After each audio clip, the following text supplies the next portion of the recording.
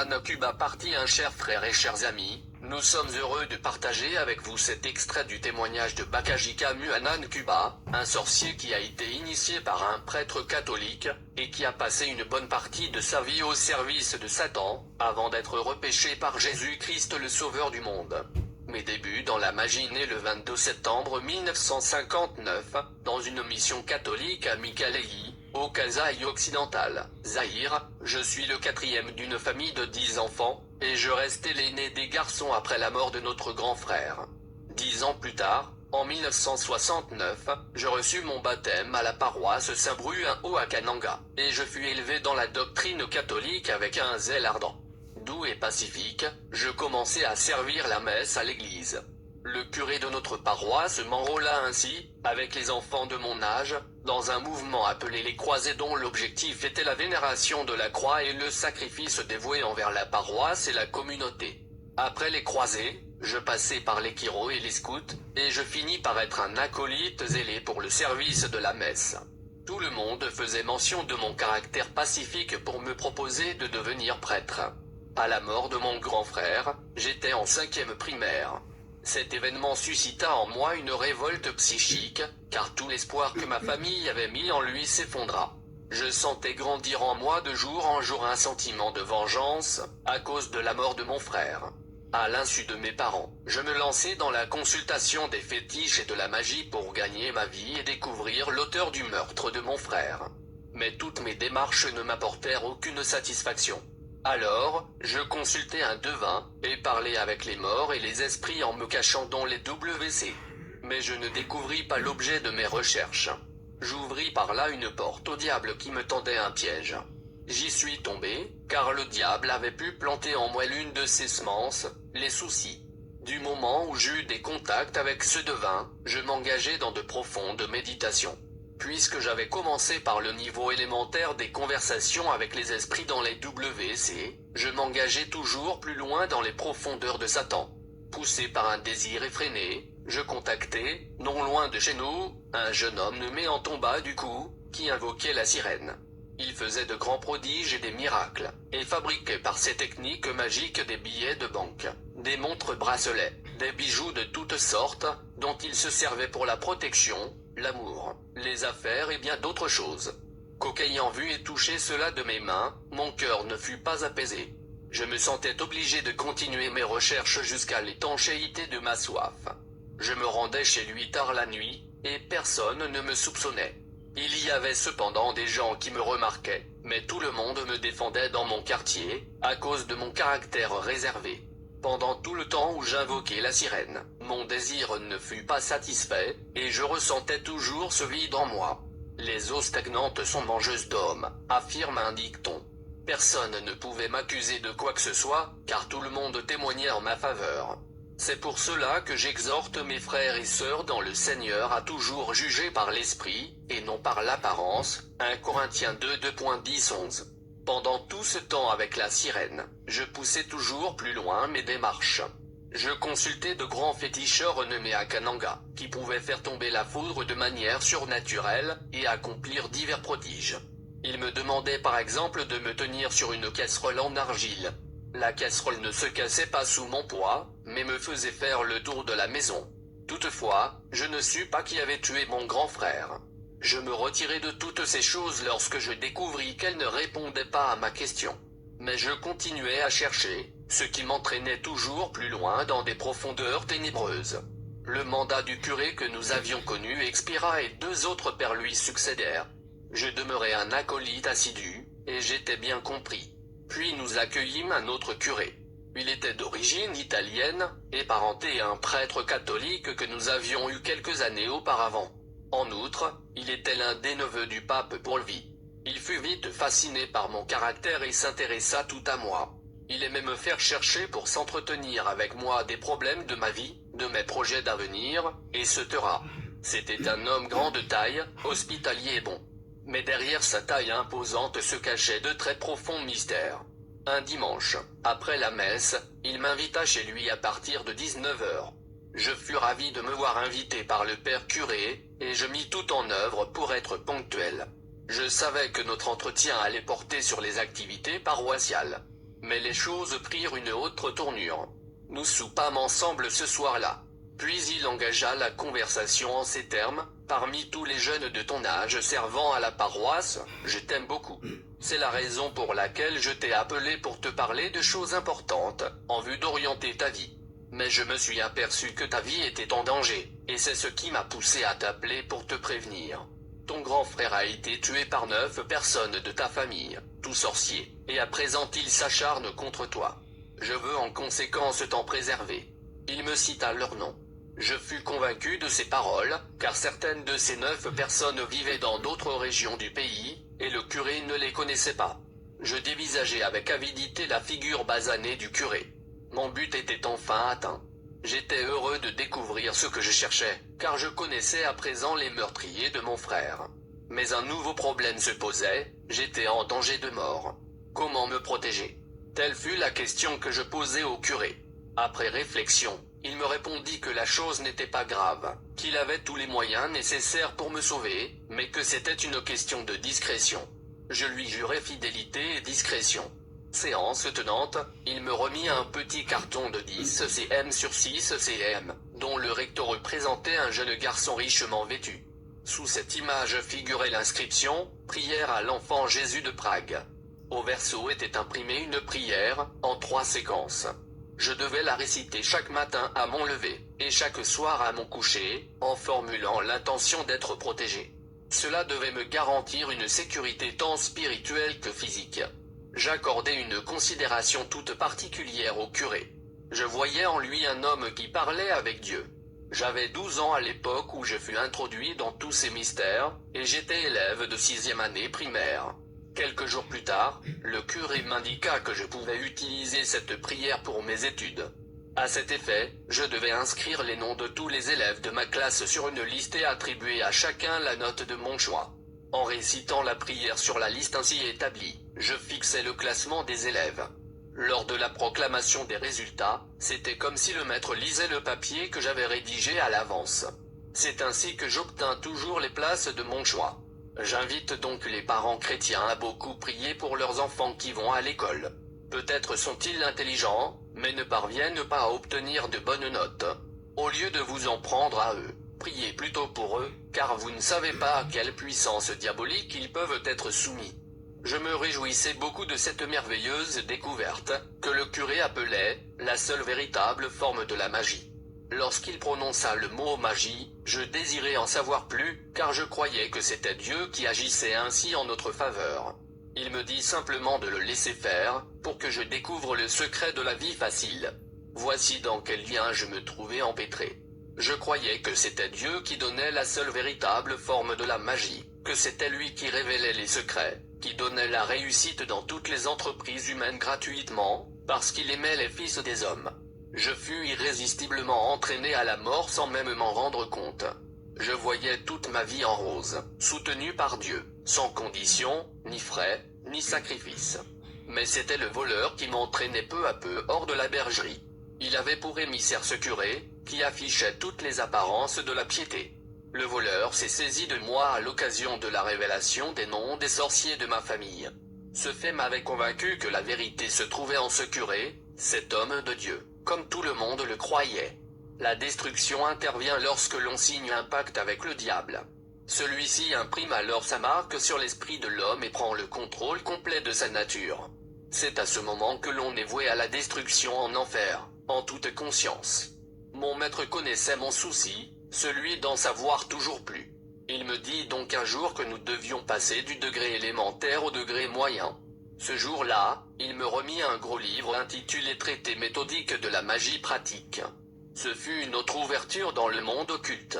Ce livre avait beaucoup de formules et de prières pour régler toutes sortes de problèmes de la vie, hypnotiser les gens, troubler la vision normale des choses chez l'homme, et faire certains petits miracles tels que transformer le sable en sucre, les feuilles de papier en billets de banque, les morceaux de feuilles d'arbre en lames de rasoir, fabriquer des œufs et différentes autres choses.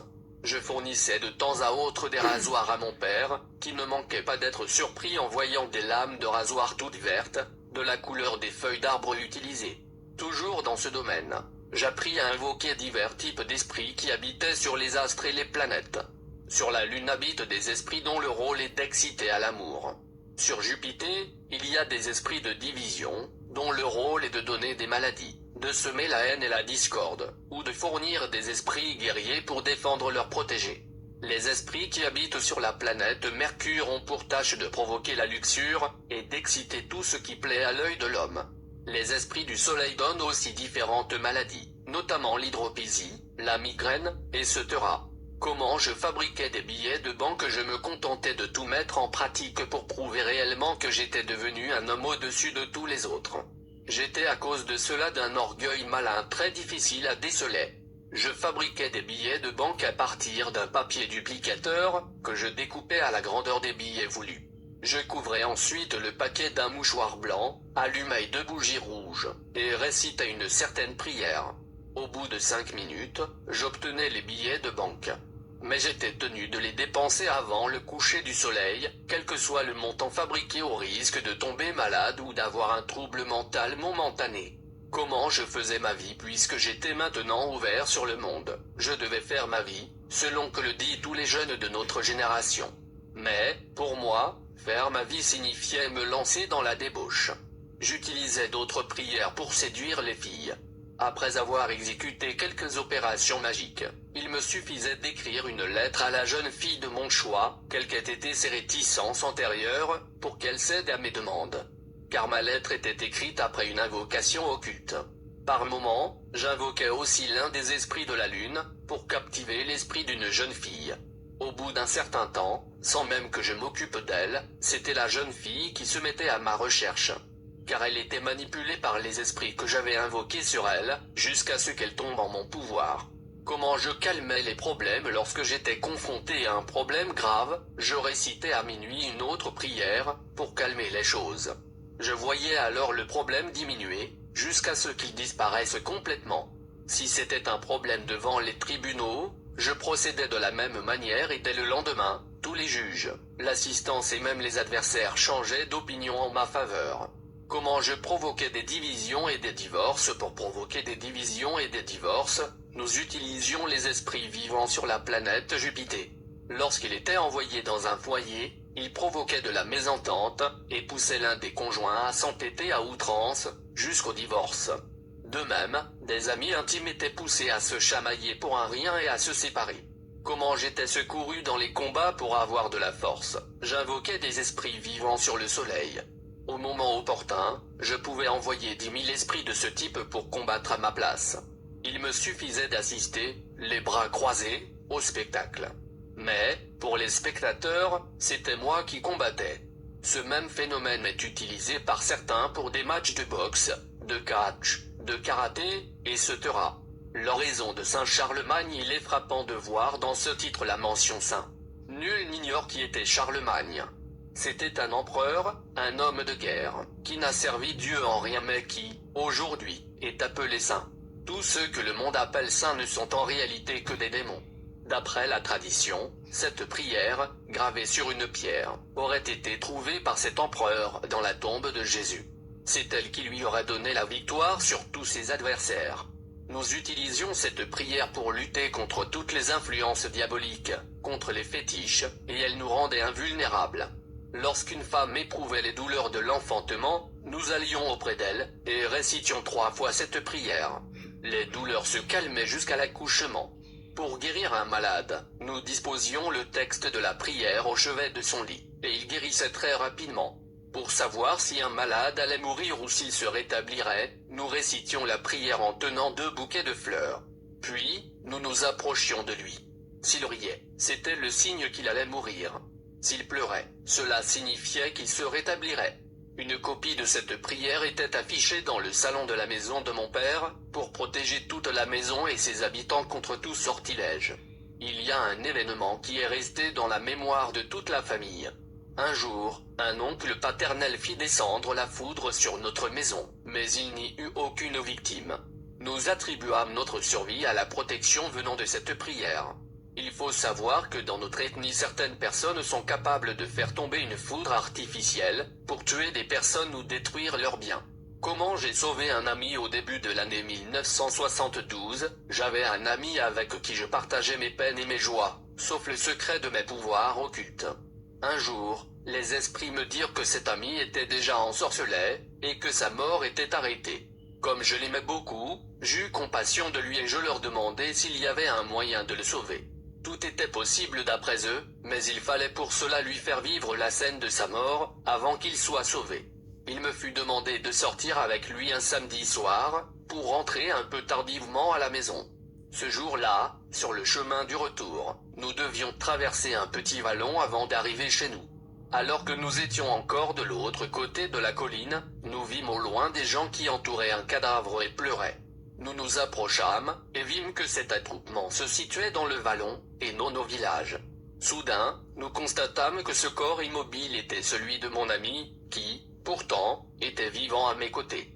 Ayant vu cela, il fut saisi d'une grande frayeur et m'embrassa sous l'effet de l'émotion. Au même moment, nous vîmes, sur un arbre proche, un homme entièrement nu qui grimpait sur l'arbre avec son postérieur. Après un examen attentif, nous reconnûmes en lui le chef coutumier de notre village. Il vit que nous l'avions reconnu, et il ne voulut pas nous laisser aller. Il chercha à nous tuer par un démon qui nous attendait non loin de là. Étant en parfaite communication avec mes esprits, j'ai été du coup alerté du danger que nous courions. Je leur ai demandé une protection immédiate. Nous avons alors vu un très gros paquet sur la tête. Nous l'avons évité de justesse, car c'est lui qui était chargé d'une mission contre nous. Son paquet contenait les esprits de toutes les personnes qui avaient été tuées par les sorciers du village, et il était leur chef suprême.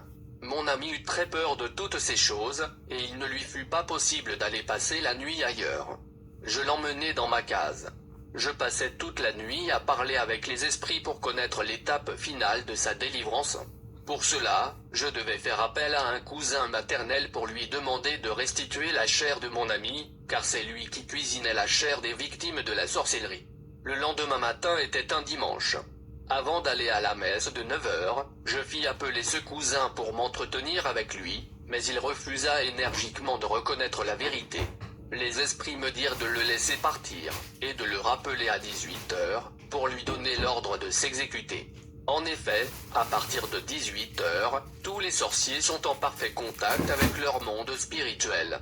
Après cet entretien avec les démons, j'allais à l'église servir la messe. Le soir, à 18 heures, je convoquai encore mon cousin avec une autre détermination.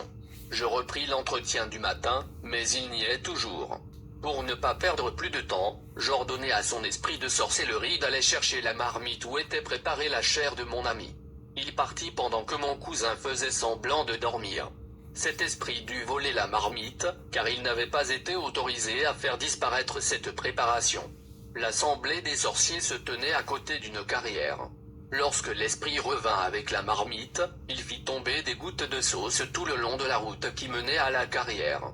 Lorsque le cousin fit semblant de sortir de son sommeil, nous vîmes devant nous une marmite pleine de viande. J'appelai les esprits, qui vinrent remettre la chair, quoique déjà préparée, à son propriétaire, c'est-à-dire mon ami. Puis ils emportèrent la marmite. Quelques minutes plus tard, ils revinrent me dire que de la sauce était tombée sur la route, et que toute personne qui la piétinerait devait mourir. Me sentant responsable de la mort de tous ceux qui iraient à la carrière, je demandai s'il y avait un moyen d'intervenir. Ils me promirent de l'enlever de la route à 21 heures. À cette heure, il y eut une forte pluie.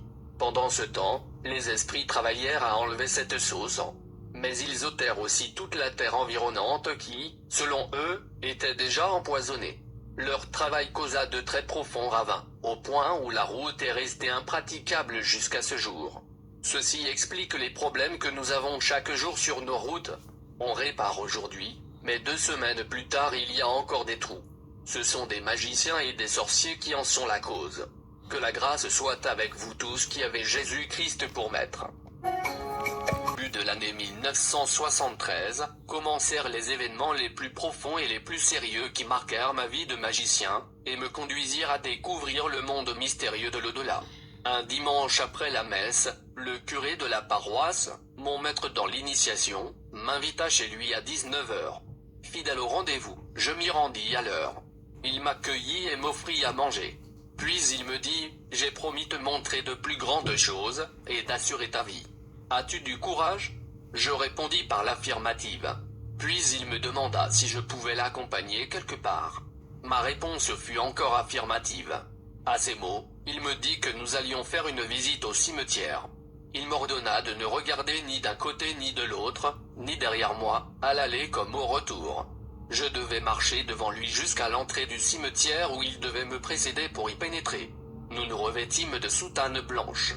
Quelques instants plus tard, il me tendit un flacon de parfum dénommé Aous Arabia et nous en répandîmes sur notre corps.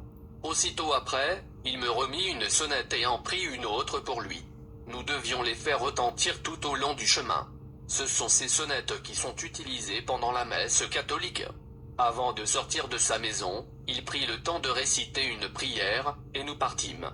Je craignais d'être vu me rendant au cimetière avec le curé, car la rue qui y menait était très fréquentée, même aux heures tardives de la nuit. Mais, à ma grande surprise, nous ne rencontrâmes personne. À l'entrée du cimetière, je m'arrêtai et il passa devant. Je devais aller derrière lui, avec ordre de sonner à chaque pas. Nous nous dirigeâmes jusqu'à un plein milieu du cimetière où il me demanda de m'agenouiller avec lui. Il récita des prières, en invoquant la première personne enterrée là.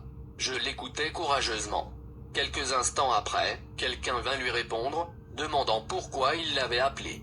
Le curé répondit qu'il voulait contacter le monde invisible, car il était accompagné d'un visiteur, en l'occurrence moi. L'esprit lui donna son accord. Il changea alors d'invocation et appela le patron Bombard. Un fort tremblement de terre se produisit, et un vent très fort souffla. Devant ces événements inhabituels, je pris peur. S'en étant aperçu, il me rassura. Soudain, une voix tonitruante, grave et autoritaire se fit entendre, mais il m'était difficile de la localiser. Elle s'adressa au curé et dit « Pourquoi me déranges-tu » Il répondit qu'il était venu lui présenter le petit dont il lui avait parlé. Je n'y comprenais rien. Puis, Bombard s'adressa à moi en m'appelant par mon nom. Or ce nom ne lui avait pas été donné depuis que nous étions là. La voix me dit « Bakajika, qu'est-ce que tu es venu faire ici ?» Ignorant même le but de ma présence, je bredouillai que j'étais venu accompagner le curé. Il me dit d'attendre, qu'il allait me dire ce que je devrais faire. Puis je les entendis converser dans une langue que je ne comprenais pas. Cette conversation terminée, Bombard me dit « Bakajika, nous constatons que tu as beaucoup de doutes. Pour te prouver que c'est sérieux ici, demande-moi ce que tu veux, et je le réaliserai tout de suite. » Or mon ardent désir était de venger la mort de mon grand frère. Je lui dis alors, c'est ici qu'est enterré mon grand frère. Je veux le voir et lui parler. Il me fit attendre 1 minute, puis je vis de mes propres yeux mon grand frère, mort depuis 4 ans. Il me dit, pourquoi me cherches-tu? Je lui répondis que je voulais en savoir plus sur les circonstances de sa mort. Il répondit, tu es déjà un homme important, puisque tu es parvenu jusqu'ici. Ce n'est pas à moi de te répondre, car tu en sauras davantage. Sur ces mots, il disparut. Puis Bombard me dit à nouveau, tu vas m'acheter 30 flacons de parfum à Sarabia, et tu me les amèneras. Ensuite, tu ne devras plus avoir recours à la magie pratique, car, maintenant, de bonnes choses ont commencé pour toi. Il me promit de me révéler des secrets que je ne connaissais pas. Avant de quitter le cimetière, le curé me demanda de ramasser du sable sur une tombe quelconque. De retour à la maison, il entra le premier, à reculons. Je le suivis aussi à reculons. Il me demanda de jeter le sable à terre, de manière à barrer l'entrée de la maison. À l'intérieur, je lui demandai pourquoi nous n'avions rencontré personne en allant au cimetière. Il me répondit qu'il avait écarté tous les passants par la prière dite juste avant notre départ. Je lui demandai ensuite à quoi servait le sable prélevé sur une tombe. Il me dit que cela était une barrière, pour empêcher les esprits du cimetière de nous atteindre. J'étais très curieux de savoir à qui j'allais remettre le parfum, et comment je devais procéder, car je n'avais vu personne, mais j'avais seulement entendu la voix. Le curé m'assura que je devais remettre moi-même ce parfum dans la main de celui qui m'avait parlé. De nouvelles faveurs occultes, je courus demander à mon père la somme qui couvrirait l'achat du parfum. Conscient de mon assiduité à l'école, il n'hésita pas à me la donner. 2 jours après, j'étais chez le curé avec mon paquet de parfums. Nous nous préparâmes pour aller au cimetière, comme la première fois. À 20 heures, nous y étions. Il pria et fit ses invocations, puis le même tremblement de terre se produisit. Notre interlocuteur invisible vint nous demander le motif de notre présence. Le curé dit que j'étais là avec le parfum demandé. Il me demanda d'avancer et de déposer le paquet à terre. Ceci fait, je vis le paquet disparaître sous mes yeux. M'ayant félicité pour cet effort, Bombard me promit de me fixer un endroit, dans ma chambre, qui serait une sorte de boîte aux lettres, où je recevrais les correspondances qui m'étaient destinées. Il promit de m'envoyer un carnet de prières que je devais étudier par cœur pendant 3 mois, ainsi qu'une chaînette magique et de la poudre magique. Une lettre du monde invisible 2 jours plus tard, je trouvais au pied de mon lit une lettre écrite par Bombard, qui me communiquait le numéro de ma boîte postale et mon numéro d'appel téléphonique de direction générale en Inde. Je devais renvoyer cette lettre dans le monde invisible après en avoir pris connaissance, car quiconque la lirait devait mourir. Comment je communiquais avec le monde invisible? Les communications téléphoniques étaient assurées au moyen d'un appareil ressemblant à un talkie-walkie, mais aussi petit qu'une boîte d'allumettes, ou encore à l'aide d'une chaînette magique, qui portait une croix. Quand on mettait le bout de la croix dans la bouche, on entrait en contact avec le monde invisible. Cette même chaînette pouvait tuer des gens, si on les frappait avec elle. 2 jours plus tard, les personnes ainsi frappées mouraient après une petite fièvre. On pouvait aussi guérir les malades en plaçant la chaînette autour de leur cou. Je reçois le carnet de prière une semaine plus tard, à minuit, alors que je dormais. J'entendis comme dans un rêve quelque chose tomber au pied de mon lit. Je sursautai, et me rendis compte que c'était le carnet de prière promis. Cet endroit était donc bien celui de ma boîte postale magique. La couverture du carnet portait des dessins très significatifs. Mon nom était imprimé en haut de la couverture. Au-dessous était représenté un cercueil fermé, dans lequel était allongé un cadavre. Le cercueil était surmonté d'une croix, au sommet de laquelle était perché un oiseau.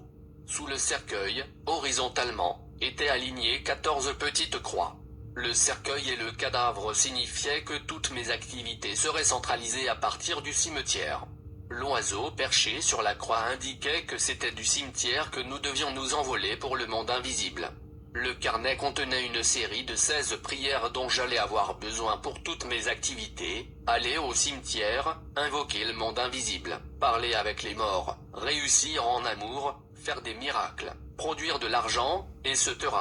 Je devais mémoriser ces prières dans les 3 mois suivants. Le lendemain matin à 6h30, je me présentai chez le curé pour lui faire le rapport.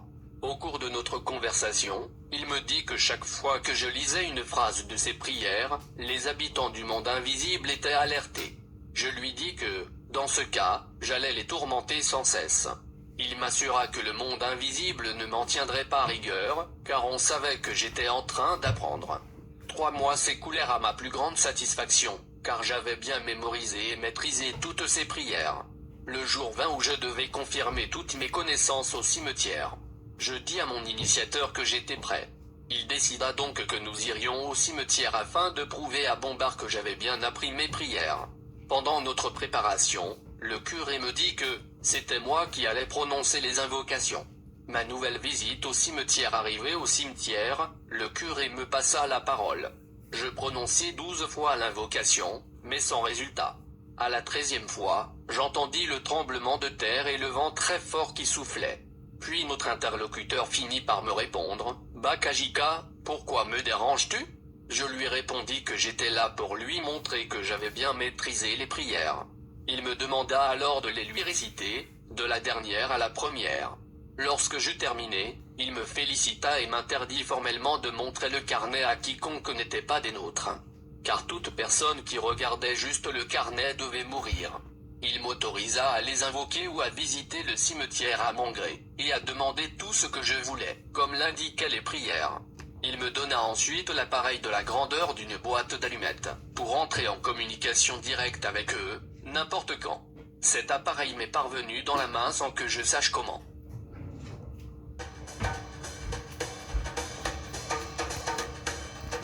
Il ajouta: « Avant que je te donne l'autorisation d'utiliser les prières, tu dois passer par le baptême. » J'ai donc laissé le curé à l'endroit où nous étions agenouillés, et je suis allé plus loin dans le cimetière. J'ai aperçu à cet endroit une ancienne bouteille de whisky Johnny Walker remplie d'eau.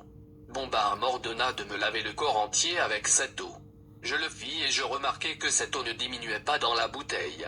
J'exerce de nouveaux pouvoirs ce jour-là, je rentrai fou de joie. devant la perspective de voir mon avenir largement ouvert.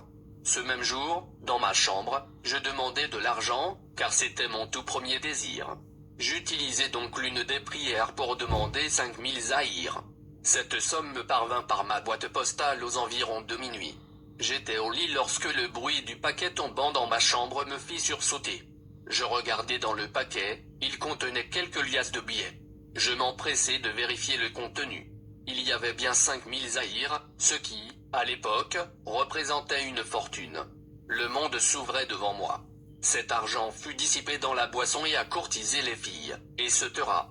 Lorsqu'il fut dépensé, je demandai une autre somme d'argent, qui me fut donnée sur le champ. Je me suis taillé grâce à cela une place privilégiée parmi mes camarades de classe et mes amis. Il me suffisait de faire une petite prière pour remplir mes poches de billets de banque.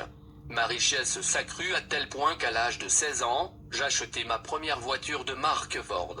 J'étais en contact permanent avec le monde invisible, soit à partir du cimetière, soit par les prières d'invocation, soit par le téléphone que je possédais. Mes activités allaient en s'intensifiant, et tout mon entourage était dans l'étonnement. Comment j'étais protégé jusque-là, aucun danger spécial ne s'était manifesté.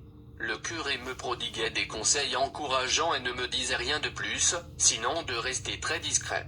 J'étais devenu un familier du cimetière, et je pouvais à présent m'y rendre seul, sans plus rien craindre. J'invoquais n'importe qui parmi tous ceux qui y étaient enterrés, pour m'entretenir avec eux sur les sujets de mon choix. J'ignorais même que j'avais déjà acquis une grande puissance, qui me rendait invulnérable aux féticheurs et à la sorcellerie. Cette position privilégiée avait suscité la haine dans la famille. Les auteurs de la mort de mon grand frère me regardaient d'un mauvais œil. Ils cherchaient à m'atteindre, mais en vain. Ils complotèrent avec un grand féticheur de Kananga, connu pour son pouvoir de lancer une foudre surnaturelle, dans le but de tenter d'anéantir ma puissance.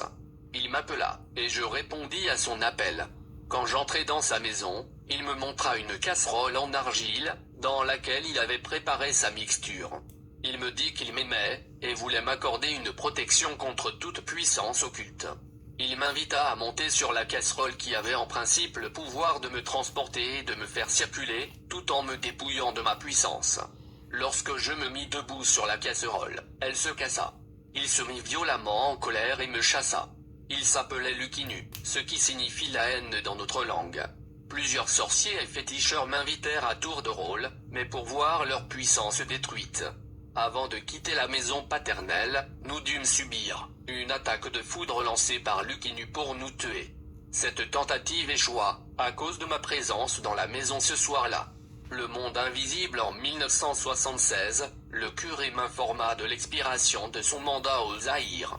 Il me dit qu'il ne voulait pas m'abandonner en cours de route, selon sa propre expression.